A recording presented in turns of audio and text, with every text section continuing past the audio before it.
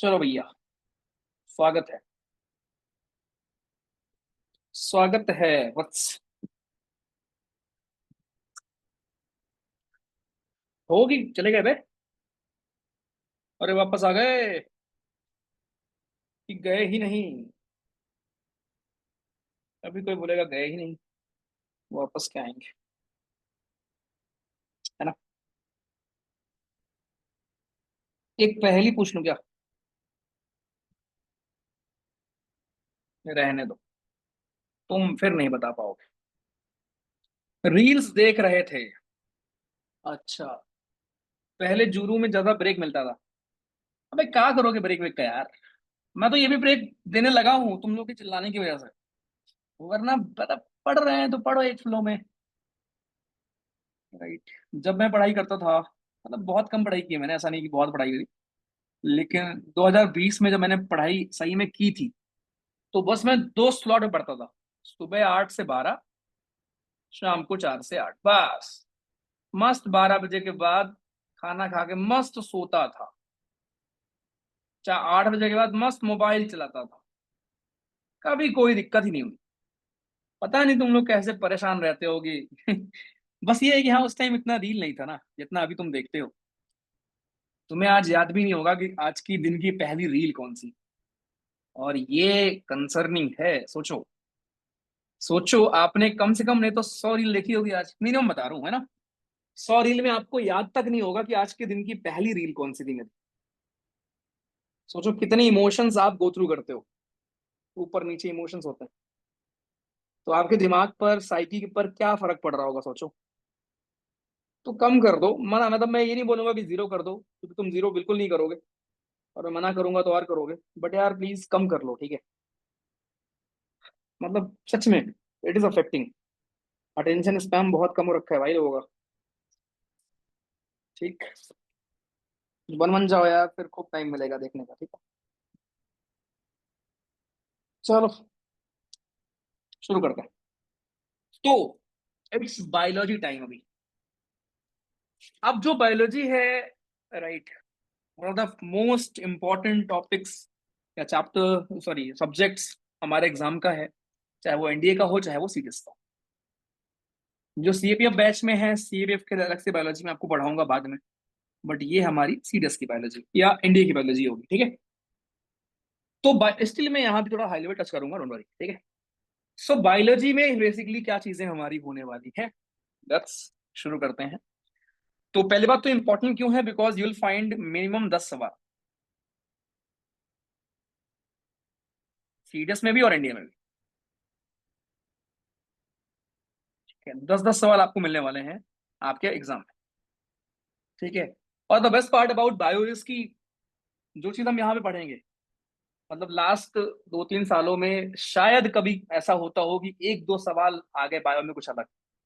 जब एकदम ही pattern change हुआ था, उस टाइम पे हुआ था कि हाँ यार 2-3 सवाल कुछ और आ गए। वरना कभी ऐसा नहीं होता कि बायो में हम जो पढ़ के जाएं, है ना। स्पेशली बायो का साइंस पूरा, ठीक है। तो 30 क्वेश्चन यहाँ से आएंगे साइंस से, और इंडिया में 50 के करीब सवाल आएंगे। देन ऑब्वियसली हमें मैक्सिमम मेहनत यहीं पे करनी है, ठीक है। ओके, चलो भाई शुरू करते हैं। तो जब हम बायो पढ़ना शुरू कर रहे हैं, तो जस्ट नो कि इस दुनिया में कोई भी चीज होगी, वो सबसे छोटी यूनिट सेल से बनी होती है। जब आप केमिस्ट्री पढ़ेंगे तो यही आप एटम के बारे में पढ़ते हैं, सब एटॉमिक पार्टिकल्स के बारे में हम पढ़ते हैं।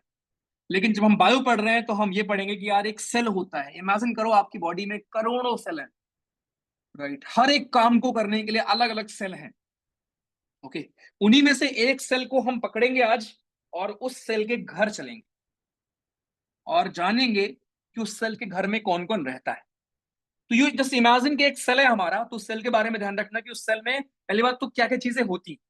अगर कोई सेल है दोस्तों, तो उस सेल का जो एकदम बाहरी पोर्शन होता है उसको हम कहते हैं प्लाज्मा मेम्ब्रेन। प्लाज्मा मेम्ब्रेन हम उसको नाम देते हैं, या इसको आप सेल मेम्ब्रेन भी कहते हो। इसको आप सेल मेम्ब्रेन भी कहते हैं, या इसको आप प्लाज्मा मेम्ब्रेन के नाम से जानते हैं। इसके अलावा यू विल फाइंड, जब आप सेल के घर के अंदर जाएंगे, आपको यहां पर साइटोप्लाज्म दीदी देखने को मिलेंगे। साइटोप्लाज्म देखने को मिलेगा। साइटोप्लाज्म जो पोर्शन होता है, ये थोड़ा सा फ्लूइड पोर्शन होता है, लिक्विड पोर्शन होता है। एंड देन बीचों बीच आपको मिलेगा न्यूक्लियस, जिसके अंदर आपके बाद में जाकर हम पढ़ेंगे क्या क्या चीजें होती। ठीक है, तो ये एक सेल है, एक सेल की बनावट है। ऐसे ही करोड़ों सेल हैं आपकी बॉडी में, ऐसे ही करोड़ों सेल होते हैं हर एक चीज। ठीक है, कहीं पर लिविंग सेल होंगे, कहीं पर डेड सेल होंगे। तो जब मैं आपको सेल बोल रहा हूं तो पहली चीज आपको पता होना चाहिए कि सेल के अंदर क्या क्या होता है। आपको जान के हैरानी होगी कि आप कोई भी सेल को उठा लो, सेल के अंदर का जो 70 से 90% एरिया होता है वो पानी से कवर्ड होता है। यानी सेल का 70 to 90% पानी होता है केवल। समझ रहे हो? सेल के अंदर लगभग 90% पानी होता है, पानी। देन नंबर 2 पर आपको मिलेगा प्रोटीन, 10 से 15%। नंबर 3 पर विल हैव न्यूक्लिक एसिड,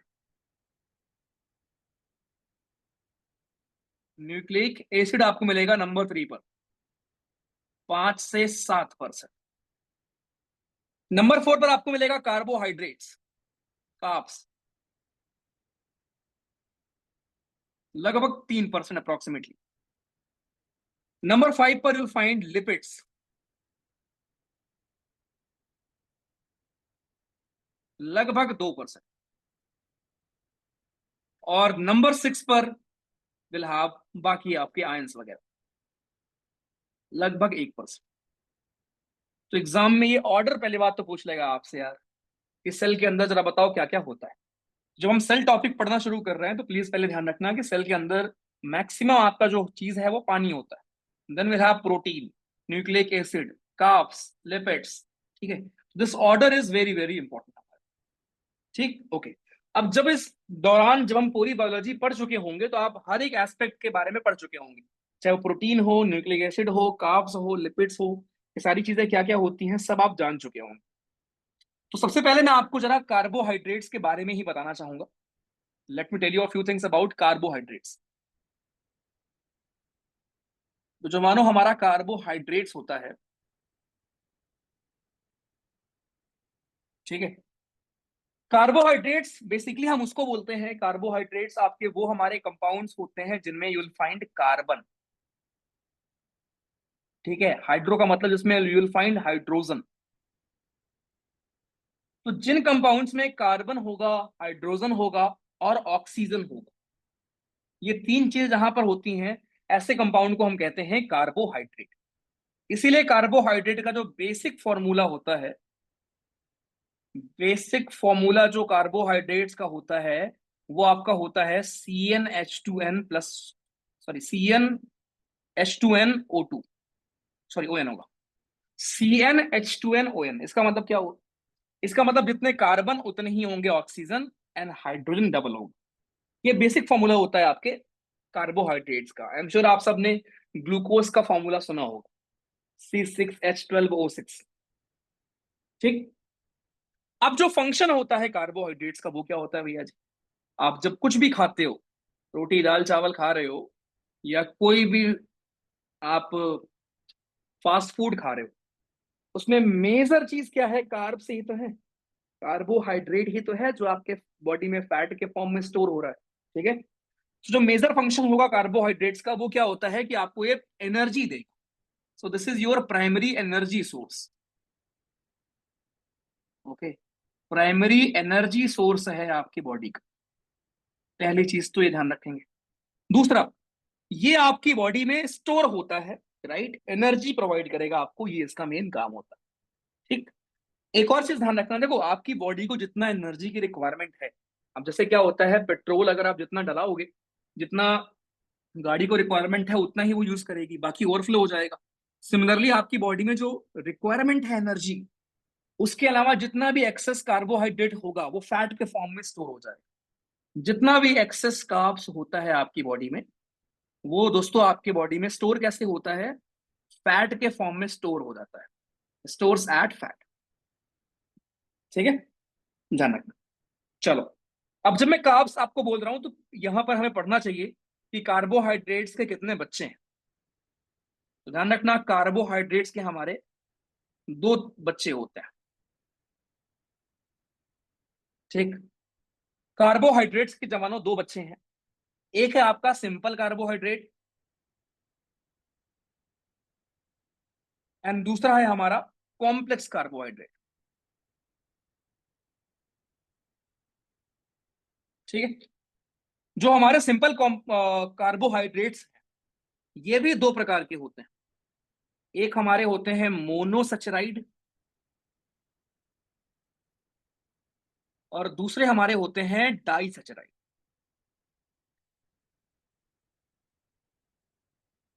ठीक है। मोनो एंड डाइसैचराइड जो आपका कॉम्प्लेक्स कार्बोहाइड्रेट है, राइट, इसके भी अलग अलग तरह के बच्चे मैं आपको पढ़ाऊंगा। बट पहले जरा मैं मोनो और डाई का मतलब आपको बताता हूं। देखो, मोनोसैचराइड का मतलब होता है, सैचराइड का मतलब होता है शुगर, और मोनो का मतलब होता है एक। ऐसे कार्बोहाइड्रेट जिसमें सिंगल शुगर होती है उसको हम कहते हैं मोनोसैचराइड। जैसे आपका हो गया ग्लूकोस। ठीक है। जैसे आपका हो गया फ्रक्टोज। फ्रक्टोज किसमें होता है पता है? फ्रक्टोज आपके फ्रूट्स में होता है, राइट। आपको शायद नहीं पता होगा, फ्रूट जूस इतने भी हेल्पफुल नहीं होते, ओके, जितने सोशल मीडिया पर दिखाया जाता है। फ्रूट जूस एक्चुअल में हार्मफुल होते हैं।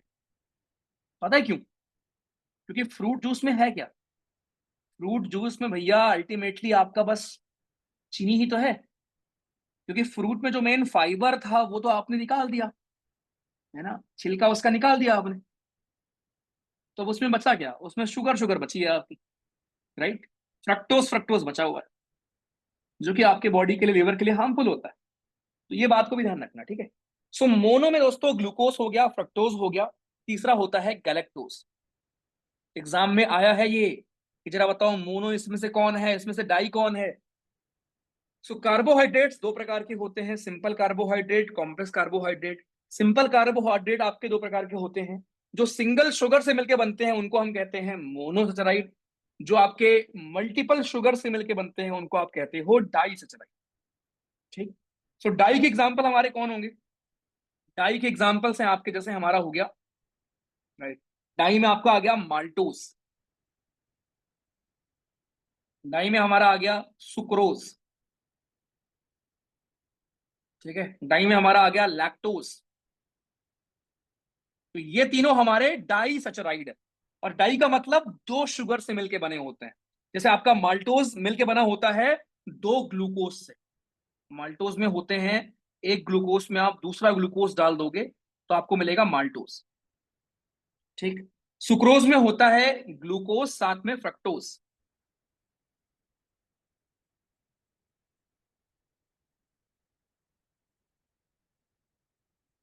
ठीक। और लैक्टोज में क्या होता है? लैक्टोज में आपका एक ग्लूकोज होता है साथ में गैलेक्टोज होता है। ग्लूकोज एंड गैलेक्टोज हमारा होता है। ओके, तो ये हमारे सारे क्या हैं? डाई सैचराइड है, माल्टोज, सुक्रोज और लैक्टोज। और ये इनमें कौन कौन से शुगर होते हैं, वो एक चीज को भी प्लीज यहाँ पर ध्यान में रखना। दो ग्लूकोज होंगे, राइट, एक ग्लूकोज और एक फ्रक्टोज है, या आपका एक ग्लूकोज प्लस एक गैलेक्टोज। ध्यान रखिएगा इसको, ठीक है। दूसरा, अब जो आपके हमारे कॉम्प्लेक्स कार्बोहाइड्रेट्स होते हैं उसके एग्जांपल्स हमारे कौन कौन है?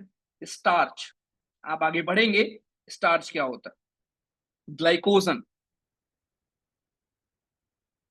सेलुलोज, ये हमारे दोस्तों कॉम्प्लेक्स कार्बोहाइड्रेट्स है, ठीक है। तो ये सिंपल कार्बोहाइड्रेट्स थे और ये सारे हमारे कॉम्प्लेक्स कार्बोहाइड्रेट्स। ठीक है जी। तो कृपया करके इनको ध्यान में रखें, दोनों चीज। और एग्जाम में बहुत बार आया हुआ है, राइट, आपको मैं दिखा दूंगा। सीधे पूछेगा आपसे कि माल्टोज क्या होता है, राइट, सुक्रोज क्या होता है, बाकी चीजें हमारी क्या होती है। ठीक है, एक सेकंड।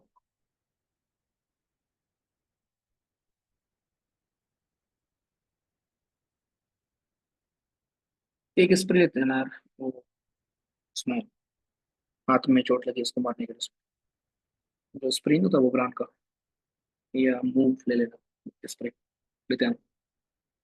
चलो ठीक है, तो ये सिंपल एंड कॉम्प्लेक्स दोनों कार्बोहाइड्रेट, कृपया करके बालक ध्यान रखें। चलिए आगे। अब फाइनली ये थोड़ा बेसिक आपका हो गया। अब फाइनली हम आएंगे सेल पर, जो हमारा टॉपिक है आज का। तो एक सेल को हम जरा उठाते हैं जवानों, और उस सेल के घर चलते हैं, और उसके बारे में हम कुछ पढ़ाई करते हैं। बट उसके पहले जरा सेल के बारे में दो तीन चीजें और समझ लो, कि सेल आपकी जो होती है वो दो प्रकार की हो सकती है। एक सेल हमारा होता है यूनिसेलुलर सेल, ठीक, और दूसरा हमारा होता है मल्टी सेल।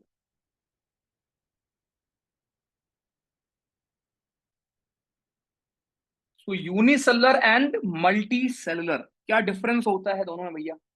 डिफरेंस यार ये होता है कि नाम से आपको समझ गए होगे, यूनिसेलुलर का मतलब आपके ऐसे सेल, ऐसे ऑर्गन्स जिनमें, सॉरी, ऐसे आपके जीव जिनमें एक ही सेल होती है और वही सब सारे काम करती है। मतलब आप ऑर्गेनिज्म को दो पार्ट में डिवाइड कर सकते हो, सेल को नहीं, ऑर्गेनिज्म को। ठीक है, आप ऑर्गेनिज्म को दो पार्ट्स में डिवाइड कर सकते हो। एक आपका है यूनिसेलुलर ऑर्गेनिज्म, और दूसरा है आपका मल्टी सेलुलर। तो कुछ ऐसे ऑर्गन होते हैं जिनमें, सोचो एक सेल, आप सोचो हमारी बॉडी में, अगर आपको अभी जैसे आप ये क्लास को देख रहे हो, तो इसमें अलग सेल हैं जो उस काम को कर रही हैं। आप नोट्स बना रहे हो, अलग सेल हैं जो उस काम को कर रही हैं। आप सांस ले रहे हो, अलग सेल हैं। ठीक है, बट जो यूनिसेलुलर होते हैं उसमें एक ही सेल सब काम कर रही होती है। वही खाना बना रही होगी, वही सांस ले रही है, वही तुम्हारा सब कुछ कर रही है। ठीक, ध्यान रखना। आ जाओ। तो unicellular is basically it is made up of one cell. ये एक सेल से मिलके बना होता है। And your multicellular is, it is made up of more than one cell.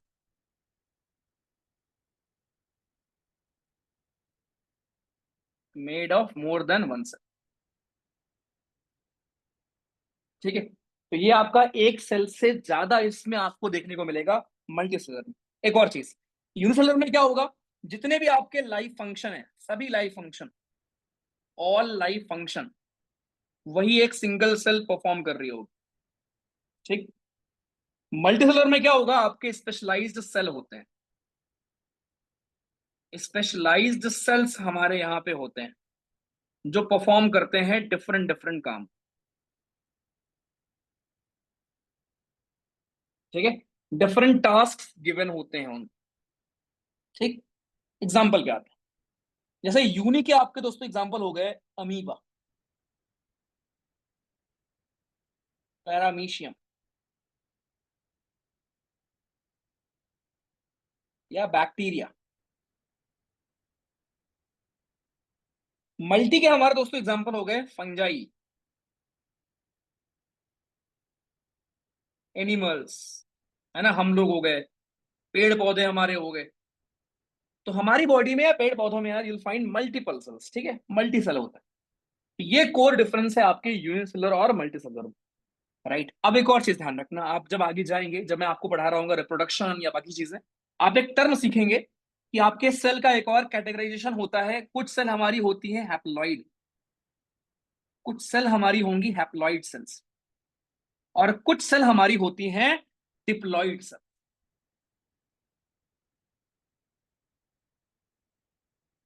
ठीक है, so haploid cells and diploid cells, दो प्रकार की आपकी सेल होती है। राइट, डिफरेंस क्या है, जो आपकी हैप्लॉइड सेल होती हैं, ये सेक्सुअल रिप्रोडक्शन में पार्ट लेती है। ध्यान सुनना दोस्तों, देखो हमारी बॉडी में यार ना, पहले हमने ये पढ़ा कि यार कुछ जीव जंतु ऐसे होते हैं जिनमें एक ही सेल सब काम कर रहा होता है।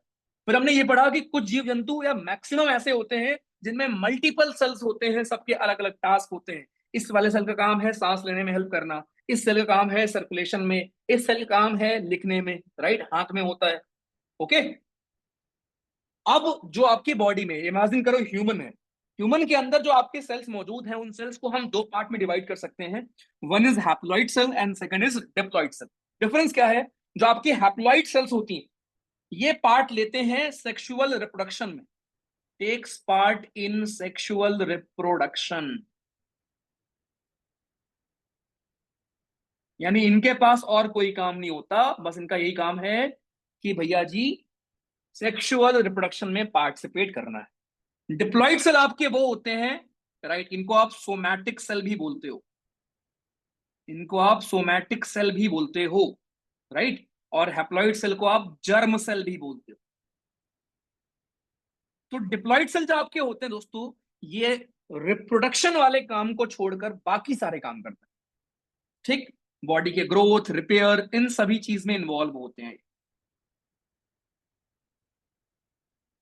मतलब जितना भी रिप्रोडक्शन वाले जो आपके सेल हैं उनसे अलग होते हैं, अदर देन रिप्रोडक्शन सेल। ठीक है जी। यानी कि जैसे आपको पता है ना भाई कि जो आपके फीमेल बॉडी में एग होता है, मेल बॉडी में स्पर्म होता है, तो जो आपका ये एग और स्पर्म है ये क्या है? ये आपके हैप्लॉइड्स है। ठीक, क्योंकि ये पार्टिसिपेट करते हैं रिप्रोडक्शन में। लेकिन इनके अलावा जितने आपके बॉडी में और सेल हैं वो सारे रिप्रोडक्शन में तो बिल्कुल पार्टिसिपेट नहीं करते, तो वो सारे हमारे होंगे डिप्लॉइड्स।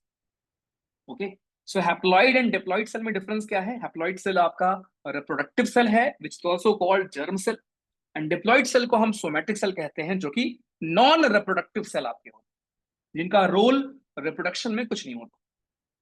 ठीक, एक और डिफरेंस क्या है? हैप्लॉइड सेल में केवल एक सेट होता है क्रोमोसोम का। अभी क्रोमोसोम क्या होता है भैया, सब पढ़ोगे आप आगे जाके। It has one set of chromosome, मतलब इसमें खाली 23 क्रोमोसोम होता है। डिप्लॉइड सेल जितनी भी आपकी होती हैं सब में दो सेट होते हैं क्रोमोसोम,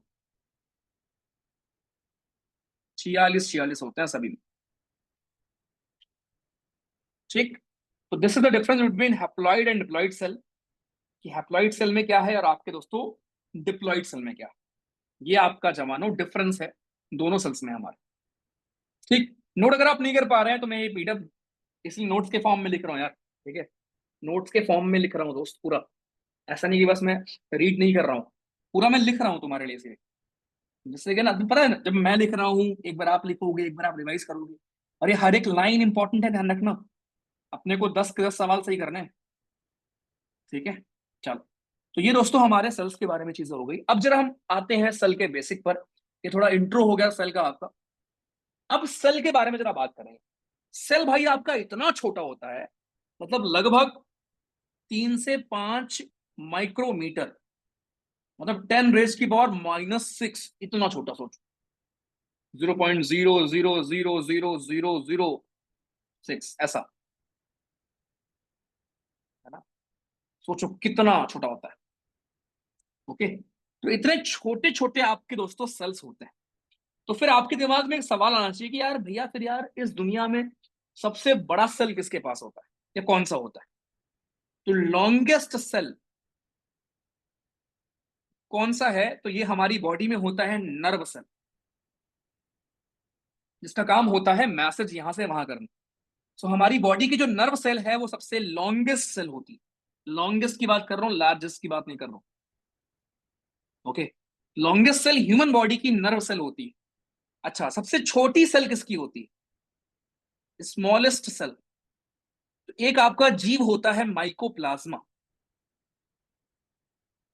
माइकोप्लाज्मा, ठीक है, सबसे छोटी सेल होती है माइकोप्लाज्मा से। सबसे छोटी सेल होगी माइकोप्लाज्मा की, ध्यान रखना। और कोई पूछे सबसे बड़ी सेल कौन सी होगी? Largest cell, this is ostrich का अंडा जो होता है ना वो। तो ऑस्ट्रिच का जो एग होता है वो सबसे बड़ी सेल है। लेकिन सबसे लंबी सेल कौन सी है? जो ह्यूमन बॉडी में नर्व सेल होती है। और सबसे छोटी सेल कौन सी है? ये हमारा माइकोप्लाज्मा होता है। ठीक है जी। तो ये कुछ फैक्ट्स हैं, जिन फैक्ट्स के ऊपर भी यार सवाल वो पूछ लेता है, राइट? तो हमें इनको भी ध्यान में रखना पड़ेगा।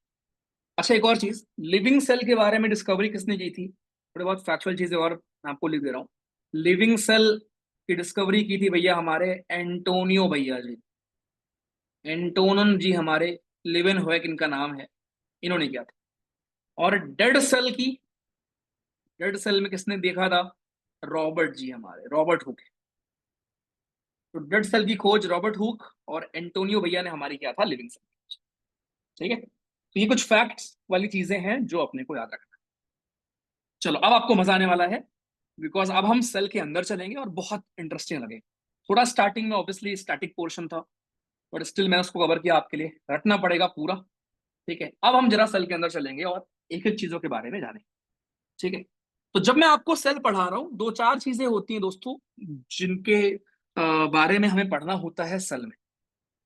अगर आप देखो ध्यान से, जो हमारा सेल टॉपिक है उसको मैं तीन चार तरीके से डिवाइड करके आपको पढ़ाऊंगा। पहली चीज सबसे इंपॉर्टेंट होगी आपके लिए, प्लाज्मा मेम्ब्रेन पढ़ना। ये अलग से होगा, यहां से सीएपीएफ में सवाल खूब आते हैं। ठीक है, सो प्लाज्मा मेम्ब्रेन की कहानी हमें पढ़नी होती है। दूसरी कहानी होती है सेल वॉल की। तीसरी कहानी होती है जो अभी हम पढ़ेंगे, जब आप सेल के अंदर जाओगे तो सेल के अंदर आपको मिलेंगे सेल ऑर्गेनल्स। ये क्या होते हैं भैया? जैसे हमारी बॉडी में ऑर्गन्स होते हैं ना, आपकी बॉडी में लीवर है ना, लंग्स है, हार्ट है, ओके, किडनी है।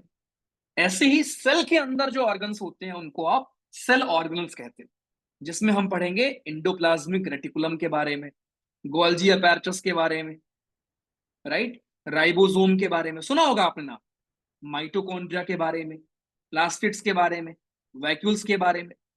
तो ये सारे आपके होते हैं हमारे सेल ऑर्गन्स, जिनके बारे में अपने को पढ़ना होता है। फिर इनके बाद नंबर आता है आपके बाकी चीजें, साइटोप्लाज्म के लेवल पर और क्या चीजें हैं आपकी, उनको हम एक बार देखते हैं। एंड देन सबसे इंपॉर्टेंट लास्ट में हम पढ़ेंगे न्यूक्लियस के बारे में, जहां मैं आपको क्रोमोसोम्स के टाइप भी पढ़ाऊंगा कि न्यूक्लियस के अंदर क्या होता है, हिस्टोन क्या होता है, डीएनए क्या होता है, आरएनए क्या होता है। तो कहने का मतलब बहुत आराम से पढ़ना, बिल्कुल जीरो से स्टार्ट कर रहा हूं मैं। आपको आता है कुछ चीजें, अच्छी बात है, बट जब जैसे हम आगे जाएंगे फिर आपको नहीं आएगा, और स्पेशली जब मैं आपको सवाल दूंगा तो बिल्कुल नहीं आएगा। इसलिए कोई चीज अगर आ रही है फिर भी पढ़ो। तो जवानों, ये सारी चीजें हैं जिस पर हम फोकस करने वाले हैं।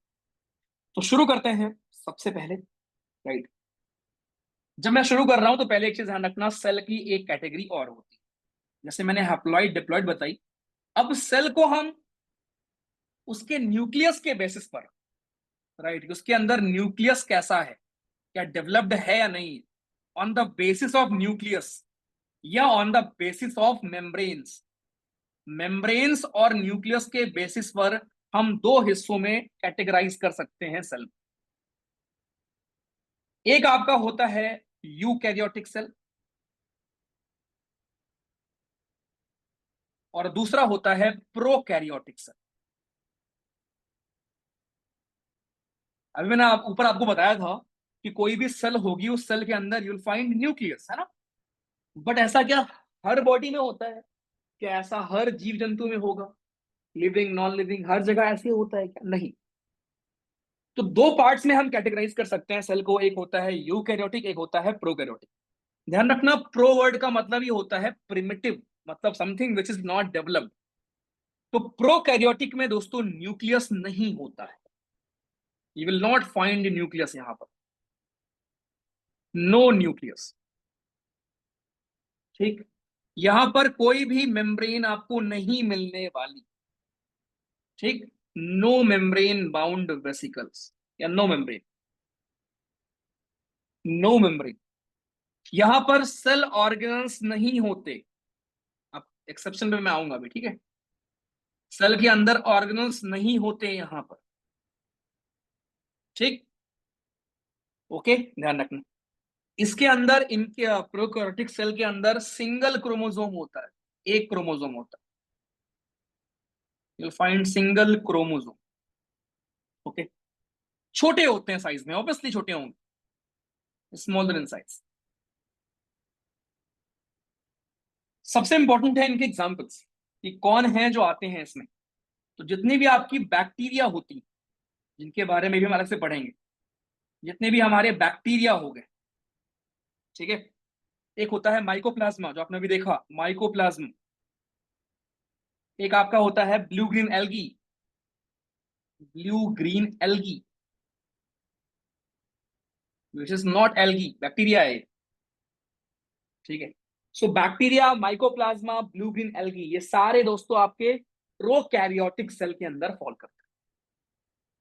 ठीक है, तो कहने का मतलब ये हुआ कि यार देखो, बहुत सारे डिफरेंट डिफरेंट तरह के जीव जंतु आपको देखने को मिलते हैं, है ना। तो सबके अंदर बनावट सेम नहीं होगी ना। तो ऐसे भी आपके कुछ जीव जंतु होते हैं जिनके अंदर अगर आप सेल को देखोगे तो सेल के अंदर आपको ना न्यूक्लियस मिलेगा, ना न्यूक्लियर मेम्ब्रेन मिलेगा, सिंगल क्रोमोसोम मिलेगा, सब कुछ ऐसे ही रहेगा। तो इसमें न्यूक्लियस नहीं होता तो क्या होता है, इसमें न्यूक्लियस की जगह न्यूक्लियोइड होता है। उस रीजन को हम न्यूक्लियोइड कहते हैं। न्यूक्लियस नहीं होता लेकिन न्यूक्लियोइड होता है। अब आते हैं यूकैरियोट्स। तो यूकैरियोट्स में you'll find everything obviously. Eukaryotes में आपको मिलेगा वेल डिफाइंड न्यूक्लियस होगा बिल्कुल, इसके अंदर न्यूक्लियस भी होगा, इसके अंदर अंदर मेम्ब्रेन्स भी होती हैं, इसके अंदर आपको सेल ऑर्गन्स भी देखने को मिलेंगे। ठीक है, इसके अंदर मोर देन वन क्रोमोसोम होगा, मोर देन वन क्रोमोसोम, सब कुछ यूल फाइंड। एक से ज्यादा क्रोमोसोम्स होंगे, राइट। आपके हमारे सेल ऑर्गन्स भी होंगे, सब कुछ होंगे भाई। तो ये कोर डिफरेंस है बिटवीन यूकैरियोटिक। बाद में आपको मैं फोटोज भी दिखाऊंगा, ठीक है, relax. I also show you photos. ठीक है, ये तो वैसे दिखा रहा हूँ बट मैं आपको इनकी फोटोज वगैरह भी दिखाऊंगा। तो भाई न्यूक्लियस भी होगा, मेम्ब्रेन भी होंगे, सेल ऑर्गन्स भी होंगे, एक से ज्यादा क्रोमोसोम्स भी होंगे। एग्जाम्पल जैसे आपका हो गया प्लांट्स वगैरह, एनिमल्स हो गया, प्लांट्स हो गए, एनिमल्स, प्लांट्स, फंजाई, ये सारे हमारे हो गए यूकैरियोट्स। ठीक है, ये सारी चीजें दोस्तों हमारी हो गई यूकैरियोट्स। तो मैंने आपको ये पढ़ाया कि भाई दो तरह के हमारे सेल होते हैं, एक यूकैरियोटिक सेल और एक प्रोकैरियोटिक सेल। डिफरेंस क्या है जो आपके यूकैरियोटिक सेल हैं, राइट, उसमें और प्रोकैरियोटिक सेल दोनों में बहुत कोर डिफरेंस ये है कि यूकैरियोटिक सेल आपकी हमारे, इसके अंदर you'll find nucleus, nuclear membrane, cell organelles, एक से ज्यादा chromosomes, you'll find every single चीज। बट इनसाइड प्रोकैरियोटिक कुछ नहीं मिलेगा, खाली डब्बा रहेगा, उसके अंदर खाली डब्बा है। लेकिन एक ऐसा सेल ऑर्गेनल होता है जो दोनों में कॉमन होता है, और उसका नाम है राइबोसोम। ध्यान रखना, राइबोसोम इज दैट, एक्सेप्शन है। राइबोसोम, अब इसका काम पे मैं आऊंगा, ठीक है। राइबोसोम वो भाई साहब हमारे होते हैं जो आपको दोनों जगह मिलेंगे, ठीक है, जो आपको दोनों जगह मिलने वाले हैं। तो अगर कोई आपसे कभी जीवन में पूछे कि जरा बताओ कौन कौन सी चीजें ऐसी हैं जो कॉमन है प्रोकैरियोटिक में और यूकैरियोटिक में, common to both prokaryotes and eukaryotes. So prokaryotic और यूकैरियोटिक में कौन कौन है ऐसा जो कॉमन है, तो वो है आपका पहला number one, plasma membrane obviously.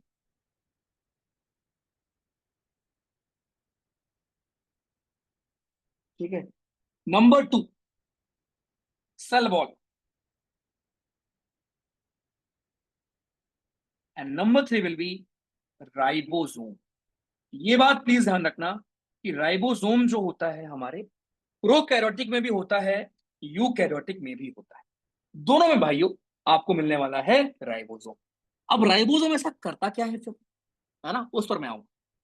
Right, ऐसा क्या करता है उस पर मैं आऊंगा। यानी अगर आप मुझसे पूछो डायग्राम बनाने को, तो आपका एक टिपिकल जो होगा यूकैरियोटिक सेल वो कुछ ऐसा दिखेगा कि भैया जी बाहर हो गया आपका प्लाज्मा मेम्ब्रेन। अब कुछ लोग ऐसे होते हैं जिनके बाहर सेल वॉल भी पाई जाती है, किसमें नहीं पाई जाती उस पर मैं आऊंगा अभी, ठीक है।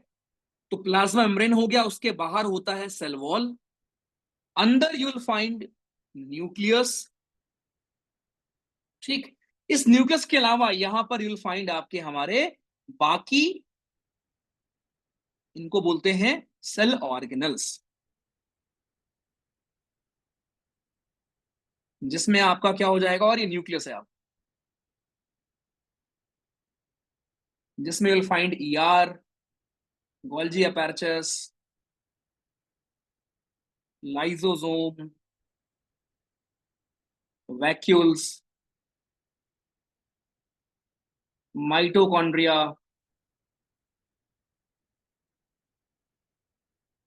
ठीक है, उसके अलावा आपका प्लास्टिड्स वगैरह। तो ये टिपिकल आपका यूकैरियोटिक सेल कुछ इस प्रकार से दिखता है।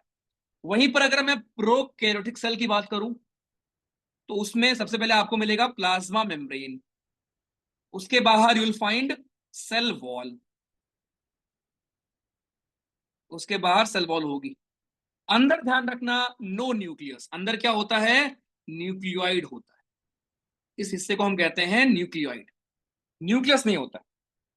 ठीक, लेकिन एक चीज ऐसी है जो दोनों में कॉमन है, और वो है राइबोसोम। इसमें भी यूल फाइंड राइबोसोम, और इसमें भी यूल फाइंड राइबोसोम। और राइबोसोम भैया का हमारे काम का होता है, इनका काम होता है प्रोटीन बनाना, प्रोटीन को सिंथेसाइज करना, प्रोटीन को बनाना। This is the work of हमारे राइबोसोम जी। ठीक है जी, ये फंक्शन होता है, ये वर्क होता है राइबोसोम का, टू सिंथेसाइज द प्रोटीन हमारे बॉडी। ओके, तो ये पहले कोर डिफरेंस प्लीज ध्यान रखेंगे, कॉमन क्या क्या होता है, या दोनों आपके कैसे दिखते हैं। चलो जी आज, और आपके मन अगर डाउट हो तो ये एक चीज ध्यान रखना कि रॉबर्ट ब्राउन साहब थे जिन्होंने न्यूक्लियस की खोज की थी। इट वाज रॉबर्ट ब्राउन जिन्होंने न्यूक्लियस की डिस्कवरी की थी बायोलॉजी में। ठीक है, चलो भैया जा रहा हूं। ओके, अब एक एक करके इनके बारे में मैं आपको बताने वाला हूँ। हाँ, शेल्डन एंड शॉन थे जिन्होंने सेल थ्योरी दी थी। जो स्टैटिक वाला पोर्शन था वही मैं लिख दे रहा हूँ। सेल थ्योरी किसने दी थी, एक हमारा सेल थ्योरी देने वाले थे, सेल थ्योरी को दिया था, इनको श्वान बोलते हैं और शेल्डन बोलते हैं। शेल्डन एंड शॉन ने दिया था। ठीक है, ध्यान रखना। एक और चीज, एक वर्च्यू भाई साहब हमारे थे, वर्च्यू भाई साहब ने एक बात बोली थी कि जितने भी सेल हैं सब लोग प्री एग्जिस्टिंग सेल से ही पैदा हो रहे हैं। जितनी भी नई नई सेल बन रही हैं ये सारी आपकी प्री एग्जिस्टिंग सेल से ही बन रही हैं। ठीक है, प्री एग्जिस्टिंग सेल से ही आपकी सारी सेल्स बन रही है न्यू वाली। ठीक है, तो जरा इस बात को ध्यान रखें। ओके बालक पाटी, ठीक, चलो जी आज। और सेल की डिस्कवरी पता है जो हुई थी, तो ये इलेक्ट्रॉन माइक्रोस्कोप से हुई थी। इलेक्ट्रॉन माइक्रोस्कोप से सेल की डिस्कवरी हुई थी। ये था आपका बेसिक अबाउट सेल। अब जो मैंने कैटेगराइजेशन किया था, अब एकदम फोकस चाहिए आपका, गहरी सांस लो एक बार। अरे टाइम ही मत देखो भाई, चुपचाप पढ़ो मस्त तरीके से, कहानी सुन रहे हो तुम तो, और कुछ करना है क्या तुमको। ठीक है, अब सवाल जो आपका बनेगा वो यहां से बनेगा कि यार जरा बताओ, ये जो आपके यूकैरियोटिक सेल होते हैं इनके बारे में कहानियां क्या है। तो बहुत ध्यान से देखना आज, पीडीएफ आपको मिल जाएगी, परेशान नहीं होना। तो पहले मैं जरा बात करूंगा प्रोकैरियोटिक की, फिर अब आएंगे यूकैरियोटिक पर। तो प्रोकैरियोटिक सेल जब मैं आपको बोलता हूं तो जितना मैंने आपको पढ़ा है खाली उतने संतुष्ट नहीं होना है, आगे सुनो कहानी इसके बारे में। तो मेरे भाई प्रोकैरियोटिक सेल आपके, पहली चीज आपने देखी राइट कि यार भैया इनके पास न्यूक्लियस नहीं होता है। ठीक, ओके। अब एक चीज और ध्यान रखना कि प्रोकैरियोटिक सेल में सबके पास सेल वॉल होती है सिवाय माइकोप्लाज्मा के। तो ये लिख दे रहा हूं मैं आपके लिए, दे हैव सेल वॉल, सबके पास सेल वॉल होती है एक्सेप्ट माइकोप्लाज्मा।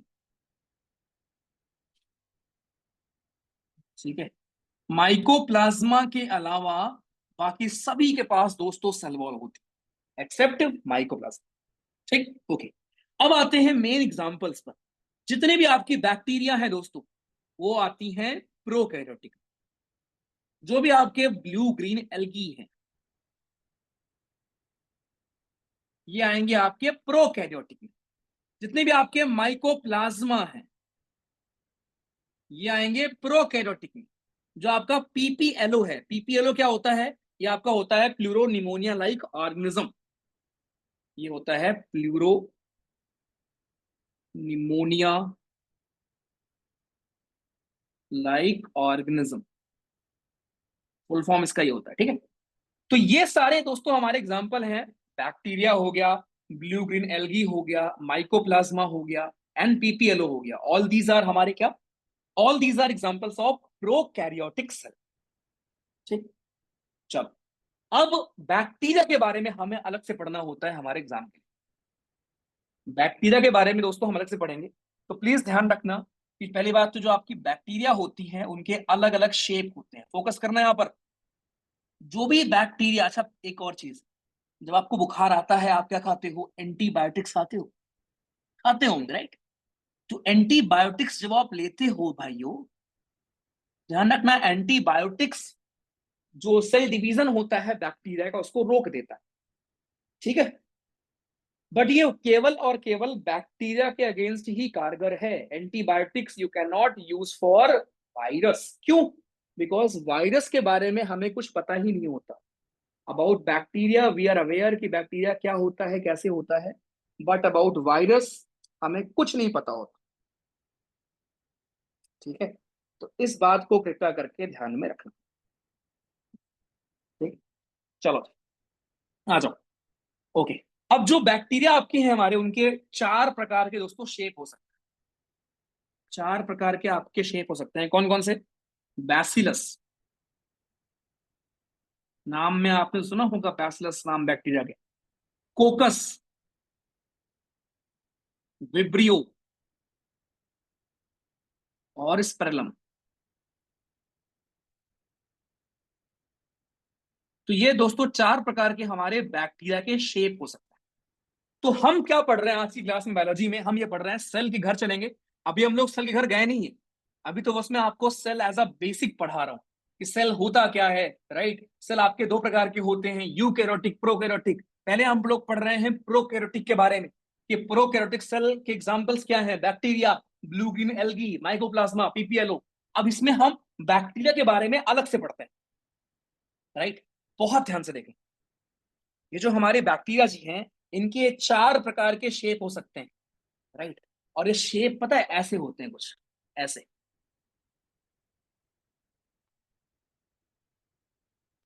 ऐसे कुछ होगा। ऑल दो नहीं तुमसे पूछेगा एग्जाम में बनाने को, ठीक है, बट इससे बता रहा हूं मैं, ऐसा या ऐसा शेप होगा, स्पाइरल।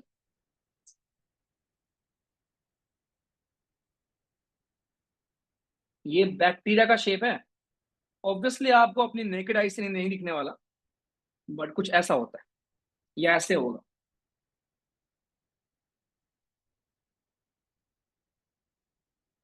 ठीक है? ऐसा कुछ, क्या खतरनाक डायग्राम बनाया मैंने, देख रहे हो? तुम्हारे बस का ही नहीं बनाना ऐसा कुछ।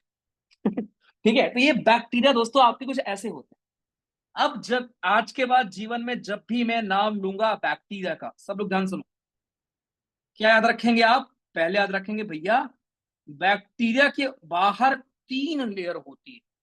सोचो हम इंसान हैं, हमारे सेल के बाहर केवल एक लेयर है, प्लाज्मा मेम्ब्रेन की। लेकिन बैक्टीरिया के बाहर तीन तीन लेयर होती है, राइट? और ये तीन लेयर कौन सी है पता है? सबसे बाहर आपको मिलेगी ग्लाइकोकैलिक्स की layer, you'll find glycocalyx, glycocalyx की लेयर मिलती है। उसके बाद सेल वॉल मिलता है बैक्टीरिया में आपको, and then you'll find cell membrane. ठीक है भाई? तो ये तीन तरह की लेयर आपको मिलेगी बैक्टीरिया में, glycocalyx, cell wall, and then you'll have cell membrane हमारी। ओके, अब ध्यान रखो, ग्लाइकोकैलिक्स जो आपकी है भाइयों, ये आपकी आउटर मोस्ट लेयर होती है। This is outer most layer, this is outer most layer.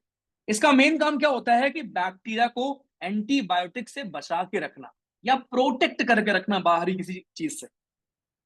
Then जो सेल वॉल होती है बैक्टीरिया की, वो बनी होती है पेप्टिडोग्लाइकन की, ये नाम याद रखना, peptidoglycan. And then we have cell membrane, जो कि आपकी सेलेक्टिवली परमिबल होती है। इसका मतलब क्या होता है कि वो कुछ चीजों के पैसेज को अलाउ करती है, कुछ चीजों को अलाउ नहीं करती, ठीक है? So glycocalyx, cell wall and cell membrane, ये कोई भी बैक्टीरिया आप ले लो जवानों, कोई भी बैक्टीरिया, उसके बाहर आपको ये तीन परत मिलेगी। कम अगेन, क्या मिलेगी? तीन परत। कौन कौन सी? Glycocalyx, then cell wall, then cell membrane.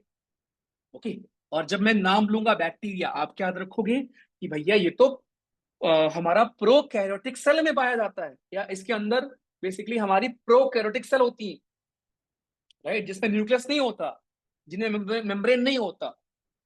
खत्म, ऐसे रिकॉल करोगे आप बार बार बार बार बोल के, ठीक है। चलो परफेक्ट। तो ये एक चीज जवानों हमारी हो गई। अच्छा, अब एक और चीज ध्यान रखना, तो ये फैक्ट याद रखना प्लीज बैक्टीरिया के बारे में, कि बैक्टीरिया के हमारे 4 तरह के शेप होते हैं, साथ में बैक्टीरिया के बाहर ये 3 लेयर होती हैं, ग्लाइकोकैलिक्स की, सेल वॉल की, सेल मेम्ब्रेन की। ठीक है जी, ओके। एक और चीज, अब जो आपका बैक्टीरिया होता है दोस्तों, उसके पास होता है मेसोजोम।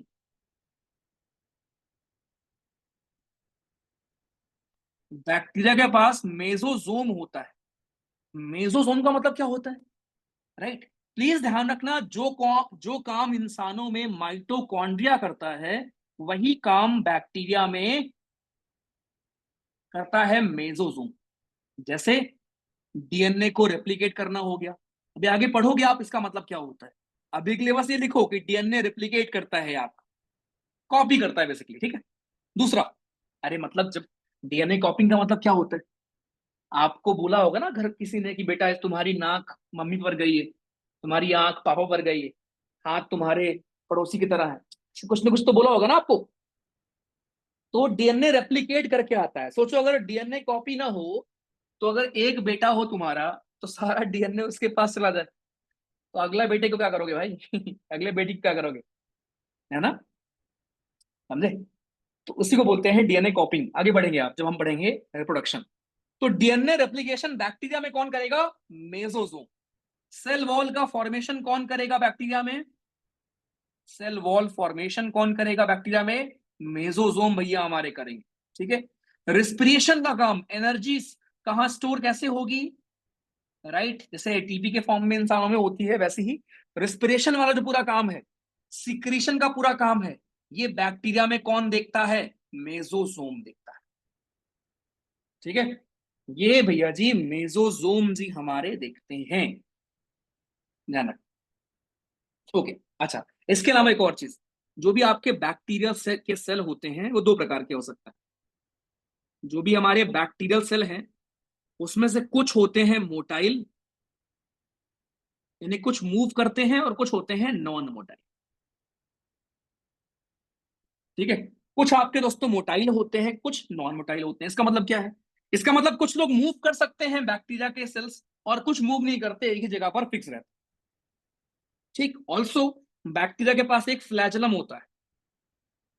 फ्लैजलम भी दोस्तों you'll find inside a bacteria, right. इस फ्लैजलम के 3 हिस्से होते हैं। थोड़ा मैं डीप जा रहा हूं अभी, क्योंकि बेसिक कवर हो चुका है, ठीक है। तो घबराना मत, मैं रिपीट कर दूंगा। दोस्तों जो आपका बैक्टीरिया होता है, उसके अंदर फ्लैजलम आपको देखने को मिलेगा, जिसके 3 हिस्से होते हैं। उसमें फिलामेंट आपको देखने को मिलेगा, हुक देखने को मिलेगा, और यूल फाइंड बेसल बॉडी, ठीक है। तो ये फ्लैजलम जो है, ये आपका हमारे बैक्टीरिया का जो फ्लैजलम होता है, राइट, उसके अंदर आपकी ये 3 चीजें होंगी, फिलामेंट, हुक और बेसल बॉडी। ये 3 चीजें जमानो आपको उसके अंदर देखने को मिलती, ठीक है। जैसे आपको कुछ ऐसे होता है, मान लो बैक्टीरिया है, इमेजिन ये बैक्टीरिया है, तो ऐसे फ्लैजलम आपका लटका होगा ऐसे, ठीक। दिस इज फ्लैजलम, ठीक। दिस इज आपका फ्लैजलम। ये पूरा दोस्तों हमारा होगा फ्लैजलम। अब एग्जाम में आपसे क्या पूछेगा पता है, एग्जाम में आपसे पूछेगा ये जो फ्लैजलम है, ये आपका जो फ्लैजलम है ना, ये ध्यान से देखना, ये जो हमारा फ्लैजलम है, ये किसका बना होता है। तो ध्यान रखना, इस फ्लैजलम में आपके हमारे 3 चीजें होती हैं, फिलामेंट होता है, बेसल बॉडी होता है, और आपका हुक होता है। जैसे मान लो कुछ ऐसे होता है, ठीक है, ऐसे है आपका फ्लैजलम। तो ये ऊपर का हिस्सा होगा फिलामेंट, ये होता है हुक, ठीक है, और ये हिस्सा होगा बेसल बॉडी का,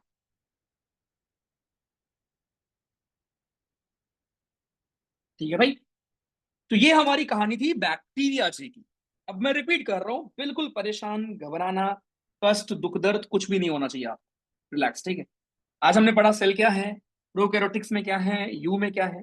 प्रोकैरियोटिक्स में एक हमारे बैक्टीरिया भैया होते हैं, राइट। एक बार ना आंखें बंद करो और सुनो ध्यान से, एक बार आंखें बंद करिए और सुनो ध्यान से। हम लोग बायोलॉजी पढ़ रहे हैं, बायो के आते हैं 10 सवाल, बहुत इंपॉर्टेंट सेक्शन है। पहला टॉपिक हम लोग सेल पढ़ रहे हैं। सेल हर किसी में आपको मिलेगी, लिविंग डेड हर तरह की होती है, ठीक है। ओके, सेल के बारे में एक चीज ध्यान रखना कि सेल जो आपकी है वो दो प्रकार की हो सकती है। दो प्रकार के जीव होते हैं, यूनिसेलुलर या मल्टीसेलुलर, ठीक। जो आपके यूनिसेलुलर होंगे उनमें एक सेल होती है और वही सारा काम काज करती है। जो मल्टीसेलुलर होंगे वो क्या होगी, उनमें मल्टीपल सेल होती है अलग अलग काम करने के लिए। एक सेल के अंदर मैक्सिमम 70 से 90% पानी होता है, उसके बाद प्रोटीन होता है, फिर न्यूक्लिक एसिड होता है, फिर कार्ब्स होता है, फिर लिपिड्स होता है। भैया ये ऑर्डर में याद रखूंगा, कल कल आप सुन लेना मुझसे, डन। ठीक, दूसरा, फिर हमने देखा कार्ब्स के बारे में पढ़ा था ऊपर की कार्बोहाइड्रेट क्या होते हैं। कार्बोहाइड्रेट दो प्रकार के होते हैं, सिंपल और कॉम्प्लेक्स। सिंपल के दो बच्चे, मोनो और डाई। मोनो का मतलब सिंगल शुगर, डाई का मतलब मल्टीपल शुगर, दो शुगर, ठीक। तो मोनो में आपके एग्जांपल कौन थे, glucose, fructose, galactose, right. Di में कौन थे, maltose, sucrose, lactose. Come again, कौन कौन, माल्टोज, सुक्रोज, लैक्टोज। अब जो माल्टोज थे उसमें दो शुगर है। माल्टोज में कौन कौन है, ग्लूकोज प्लस ग्लूकोज। सुक्रोज में कौन था, ग्लूकोज प्लस फ्रक्टोज। लैक्टोज में कौन था, glucose plus galactose. Done, carbohydrate आपका डन हो गया। कार्बोहाइड्रेट को हम मेजर करते हैं ग्लाइसेमिक इंडेक्स से, ये भी आप याद कर सकते हो। इसके बाद हमारे सेल जो होते हैं दो प्रकार के होते हैं, यूनी और मल्टी, ये आपने पढ़ा। फिर सेल की आपके एक टाइप और होता है हैप्लॉइड सेल और डिप्लॉइड सेल। हैप्लॉइड सेल जो आपका होता है ये पार्टिसिपेट करते हैं सेक्सुअल रिप्रोडक्शन में, यानी जो फीमेल बॉडी में सॉरी एग होता है, मेल बॉडी में जो स्पर्म होता है उसमें आपको मिलेगा हैप्लॉइड सेल, बाकी पूरी बॉडी में आपके होंगे डिप्लॉइड सेल। खत्म, ठीक, ओके। फिर आते हैं नॉर्मल सेल पर। सेल बहुत छोटे होते हैं आपके। लॉन्गेस्ट सेल कौन था, नर्व सेल। लार्जेस्ट कौन था, ऑस्ट्रिच। स्मॉलेस्ट कौन था, माइकोप्लाज्मा। भैया माइकोप्लाज्मा सुनकर याद आ गया, प्रोकैरियोटिक। प्रो का मतलब जिनमें न्यूक्लियस नहीं होता, प्रिमिटिव होते हैं, राइट। जब भी दिखेगा आपको प्रोकैरियोटिक, इसमें न्यूक्लियस नहीं होता, इसके अंदर मेम्ब्रेन नहीं होता, क्या होता है, सिर्फ राइबोसोम होता है। एक चीज है जो कॉमन होती है यू और प्रो में, दैट इज राइबोसोम। काम क्या होता है, प्रोटीन बनाना। बाकी बातें आप कल पढ़ोगे इसके बारे में आगे। ये आपने देख लिया, ओके। उसके बाद हमने ये देखा कि यार अगर हम एक एक करके पढ़ेंगे, एक आपका प्रोकैरियोटिक है, दूसरा आपका यूकैरियोटिक है। प्रोकैरियोटिक एग्जांपल हमने देखा कि बैक्टीरिया उसमें सबसे मेन है। बैक्टीरिया के हमने देखा चार शेप होते हैं, बैसिलस, कोकस, विब्रियो, स्पेलम, ठीक, ओके। बैक्टीरिया के बाहर तीन लेयर होती है, कितनी लेयर, तीन लेयर। कौन कौन सी, कौन कौन सी, glycocalyx, cell wall and cell membrane, सब में होती। ग्लाइकोकैलिक्स का काम क्या होता है, प्रोटेक्शन देना, एक्स्ट्रा प्रोटेक्शन प्रोवाइड करना। सेल वॉल बना होता है पेप्टिडोग्लाइकन का। सेल वॉल और किसमें होता है भैया, पढ़ेंगे आप आगे, बट स्टिल प्लांट्स में होता है। प्लांट्स का सेल वॉल बना होता है सेलुलोज का। बैक्टीरिया का बना होता है पेप्टिडोग्लाइकन का। Then we have cell membrane जो कि सेलेक्टिवली परमिएबल होती है। इसका मतलब क्या होता है कि हर चीज को अलाउ नहीं करती अपने थ्रू, कुछ ही चीजों को अलाउ करती है, कुछ ही चीजों के पैसेज को वो अलाउ करती है। देन वी रेड की यार, एक आपका मेसोसोम होता है बैक्टीरिया में, ये सेम काम करता है जो माइटोकॉन्ड्रिया करता है, जिसके बारे में आगे हम लोग पढ़ने वाले। डीएनए रेप्लिकेट करना हो गया, सेल वॉल फॉर्मेशन हो गया, सिक्रीशन हो गया, रेस्पिरेशन हो गया, ये सारे कामकाज कौन करता है, मेसोसोम करता है बैक्टीरिया, राइट। फिर हमने देखा कि बैक्टीरिया की सेल मोटाइल भी हो सकती है, नॉन मोटाइल भी हो सकती है। इसमें एक फ्लैजेलम होता है दोस्तों, जिसमें फिलामेंट होता है, हुक होता है और बेसल बॉडी होता है। This was summary. ओ भाई, डन, क्लियर।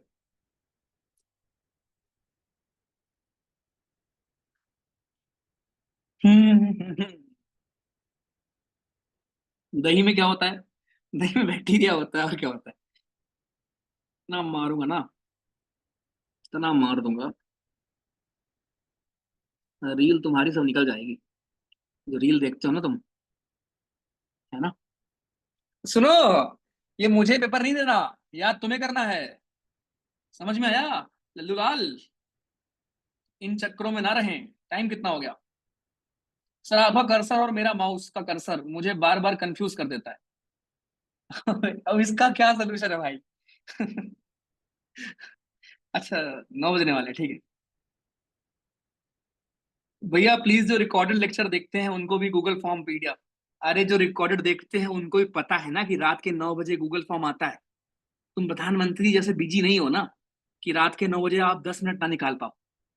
मैं बता चुका हूँ 10 बार, गूगल फॉर्म का पर्पज ही है कि आप उस टाइम पर अवेलेबल रहें और उस टाइम पर दें। तो ये गुजारिश बिल्कुल मत करो कि हम उसको बाद में ओपन कर। सर कल पूजा में भी क्लास होगी क्या? नहीं यार अभी नहीं होगी, मैं बता दूंगा आपको जब होगी, ठीक है। अभी रुको तो यार, थोड़ा पढ़ाने दो मुझे, फिर होगी कुछ दिन में। अब तुम्हारे लिए एक होमवर्क है कि आप सर्च करके आना कि क्या होता है फिब्रिए, क्या होता है कैप्सूल, क्या होता है स्लाइम लेयर, ये पढ़ के आना। हाईलाइट वाला न्यूज कल से आपको मिल जाएगा सुबह 9 बजे, आपके ग्रुप में भेज देंगे। प्रो में सेल मेम्ब्रेन नहीं है, ये किसने बता दिया आदित्य भैया? प्रो में सेल मेम्ब्रेन भी होती है, सेल वॉल भी होती है, राइट। बस मेसोजोम में नहीं होती, अरे सॉरी माइकोप्लाज्मा में नहीं होती।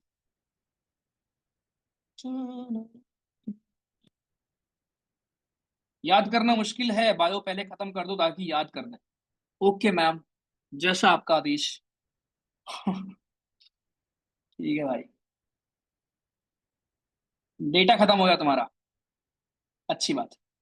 चलो बहुत दिन बाद तुमने 2.5 घंटे पढ़ाई की होगी ना, ठीक है। चलो टेक केयर। सुपर 100 का टेस्ट आपका इसी वीकेंड होगा। सॉरी इसी वीकेंड नहीं, डेट क्या थी, 30 तारीख ना, 30 तारीख को है। सेम डे आपका सुपर 50 टेस्ट होगा।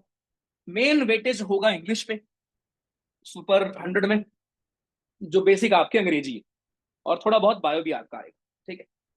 थोड़े बहुत सवाल आएंगे इसके। चीटिंग मत करना, बस यही है। चीटिंग करोगे नंबर ज्यादा आएंगे तो बिल्कुल हम नहीं बुलाएंगे, ठीक है। बाकी बातें करेंगे। कल हम सेल खत्म कर देंगे, मैं आपको अभी बता रहा हूँ। कल हम लोग सेल खत्म कर देंगे, टिश्यू स्टार्ट कर देंगे भैया। और फिर आपका, अच्छा हाँ एक और चीज, कल दिन में मैं आपको डाउट आईडी भेज दूंगा, अगर मान लो कुछ डाउट भी आपको रहता है, और तो इतने आराम से पढ़ा रहा हूँ भाई मैं, डाउट होना नहीं चाहिए, शर्म की बात है अगर डाउट बच रहा है तो। डाउट तभी हो सकता है अगर आपको चुल है आगे भागने की, अच्छा इसके बाद फिर क्या हुआ उसके लिए इंतजार करो, ठीक है। और स्टिल अगर डाउट होता है तो डाउट आईडी आपको मिल जाएगी, कल तक मैं भेज दूंगा, ठीक है। टेलीग्राम पर भी आपके ऑप्शन आ जाएगा, वहां से भी आप क्लिक करके डाउट आईडी पे जा सकते हो। And again thank you so much for patience. मुझे पता है ऑनलाइन अब जब आप आते हैं तो बहुत सारे एक्सपेक्टेशन लेकर आते हैं, एंड ऑब्वियसली स्टार्टिंग में हमें 1 हफ्ते लगते हैं आपको समझाने में हर एक चीज। तो आपका patience is very very important for us. Thank you so much. Majority लोगों ने वो दिखाया है, that shows the amount of faith you guys have on us. Trust me, वो वर्थ होगा, ठीक है। So thank you so much. बस रिवीजन प्लीज कर लेना भैया जी, और कुछ करो ना करो, ठीक है। चलो भाग जाओ, टेक केयर। ये मैं आपको टेस्ट भेज दूंगा, ठीक है। Bye bye, take care, good night. And Google form करना भूल मत जाना 9 बजे। बाय।